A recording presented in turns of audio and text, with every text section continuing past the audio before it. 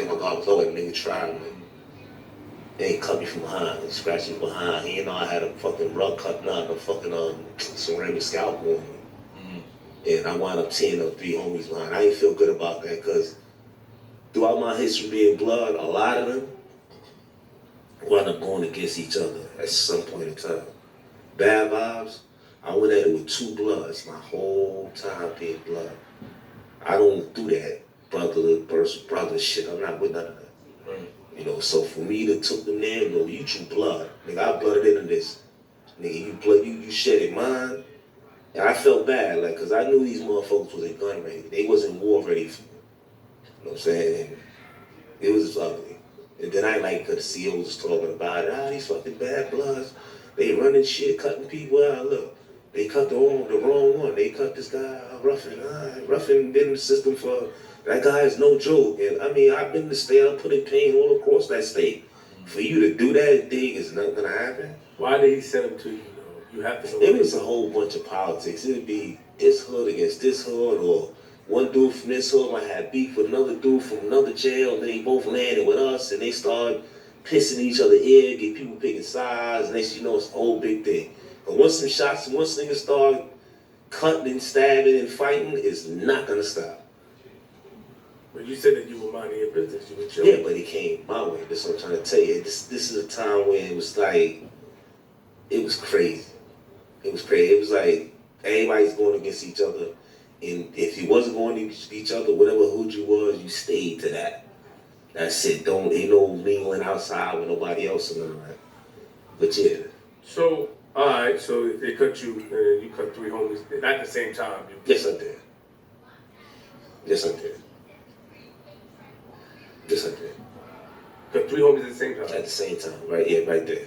Right there. How I can't see that happening. Somebody sat there and let you cut them? No, he ain't let me cut. I mean, he's knuckle up and try to fight and all that. That don't mean I ain't gonna get that razor on your face. That don't mean that. 3 homies on their face at the same time? Yeah, at the same time. In the back of all murder mess hall, it's reported and all that. Yeah. You're the butcher. The name is your name. Yeah, I mean, he want to fight. Like, they cut me. I'm bleeding and all that. I'm down. I'm just out of it right now. I just blanked out on him and took him to school. That's basically what I did. But you want to fight, you want to see, you want to win, and I'm like this. I jerk, and I speech right in your face. Like come on, all I had to do was touch you with this, and it's over. Then you draw back, and you want to hunch your shoulders up and try to come like you want to knock me out, and all this crazy shit. Why I got cut again? Like you go somewhere. So they trying to jump you? No, they was like, spread out, and all that. That's why I was able to get him. Then I popped the other boy on me, and then the other one he run. I like scratched him a little bit, but I felt good about that. Cause you ain't gonna do nothing to me like that and think that I'm not gonna do nothing. Well, I mean, especially at that point, all I went through, all I done did in the state, for you to put a razor on my face and you think that I'm just gonna just like everybody, like somebody else, and just walk away and wear a scar when I could get busy and feel some type of mental comfort behind that. And I knew what I was going to do. I knew I was going to tag a couple of them, and they was going to be tight about it. At that time, did you still get a joy from violence? Nah. So, but let me ask you. At that time, I was really chilling out, Flip. Like, I was not running around the state, told no scalpers, no razors, till, I sensed attention prior to this incident. I wasn't doing none of that. I was actually chilling out, programming, get little trades, staying out of trouble, you know what I'm saying? Shit like that, staying out of the boxes, and enjoying being in population after being in a box for so long. Because like a third of my bid was in SHU. Did a lot of time in the box too. What caused you to do time in the box a lot of times? I was just acting up. I was not trying to hear none of their rules. I came up with 12 and after 25 years. I was 21 years old. I'm looking at that, I'm thinking my life is over. Like, I'm looking at that, I'm like, what? Nah, I'm like, if I'm gonna die, I'm just gonna die on my feet in here. Like, I'm not gonna be a nobody, or just a dead number or something in the Department of Corrections. Let me ask you a question. You said earlier, a couple of minutes ago, that a lot of things happen to you. Can you walk us to some of the most painful things that happen to you? Because there's no articles on it. I mean, and you know, when we asked about you, like I asked about you, I said, yeah, you're the real deal. But you said a lot of things happen as far as the system, or like what happened. What can you tell us that happened to you?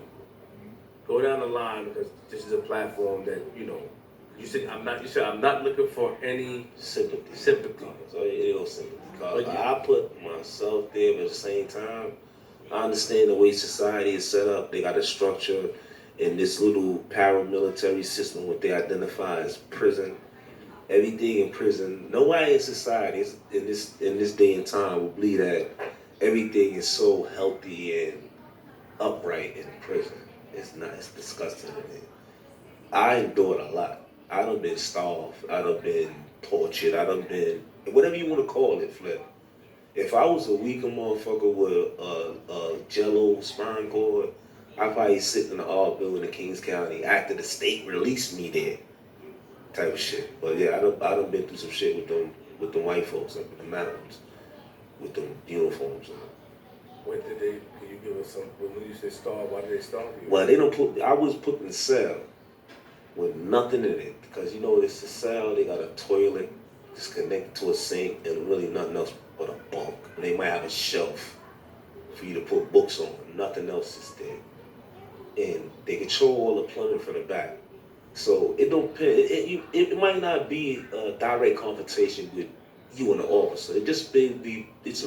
It might be something so simple as they don't like your aura. So they don't like your aura. You're not scared. You're not, you know, the eye contact. You know, you ain't looking to the floor and all that. That bothers them. So they'll take you through it. They'll turn your water off, turn the electricity off, and leave you in the cell with nothing, with no communication to the outside world. Only way people get contact with you, Flip, if they send you a kite, send you a letter, and if they want to give it to you, you'll get it. And you in a box, so you ain't getting no phone calls. That's a restriction. That's that. Or somebody come see you. It's the only way. Once if nobody's coming to see you, you can't get that mail. That's like get that to the office. You listen, put that in the mailbox. Make sure you put that in the mailbox. Make sure it stands up. You're cut off. You don't never know what they doing to you, when, how, or if what. It's whatever they choose to do. And they taught me a lot. One of the strongest lessons they taught me, and it's applicable with everything in life. The white folks taught me up there. They said you do the right things in the wrong way. They said with us, God, I put them out there one time. I see y'all some dirty. I said, you know, it wasn't like I'm trying to charge them up. I'm like, yo, I done been through it. Y'all know I'm seasoned. But y'all some dirty motherfuckers. I said, ain't my fault. Say you do the right things in the wrong way. We do the wrong things in the right way. It took me a while to process that. I said, yeah. Then I started identifying it. That's when I started being able to find my way right up out that motherfucking prison cell and that system. They starved you, you said. Yeah. Starve me, freeze me out. Like they'd take me on a court trip and I might be coming from upstate box all the way down here to Brooklyn, the city, and then wait till I get like up by Plattsburgh or way up in the mountains and all that. And then open all the fucking windows in the caravan. Open all the windows and start throwing water. Why? They wicked, Flip. It don't have to be. With me, it's my record, my display record, my name, every prison I've been to, every max prison I've been to, I've been a problem. The Department of Corrections knew who I was. I was not no silent presence in there. So it's like, if I do go to my facility, all the assholes, or what they call the renegade officers, it's gonna be on my body to see how they could get under my skin, if they get me to react, or to try to just line me up where they can keep me in prison for the rest of my life. Because it could take one incident and you're done. Especially with the time that I had. For me to get another 10 or even 7 or even 5 on top of that, I'm done. They threw water on you. Style me, man, beat me. I'm talking about Now I'm not talking about no regular, just come, okay, listen, we gonna do it, cause you're not gonna put me down. Like I'm talking about sneaking your sound, put the little thing, don't open it manually, put the little key, where it'd be more of a silent, open the gate and you just open it. And they sneaking in, beat the shit out you, or if you want point or not. But it's been crazy. There's nothing you can do about it.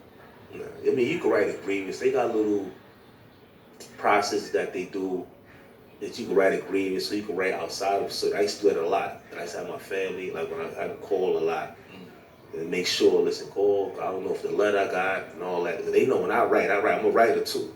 They know when I write, I'm gone. Like, and I know that law, a little bit of that law and all that too. So I start quoting statutes and all that. They start, okay, yeah. I ain't been here just sitting there doing your time.